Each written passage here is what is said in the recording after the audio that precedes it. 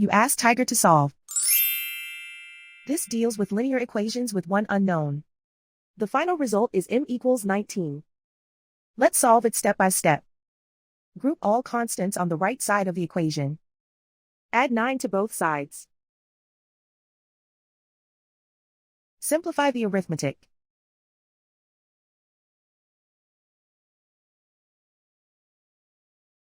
Isolate the m.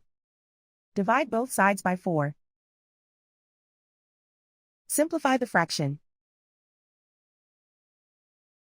Find the greatest common factor of the numerator and denominator. Factor out and cancel the greatest common factor. And so the final result is m equals 19.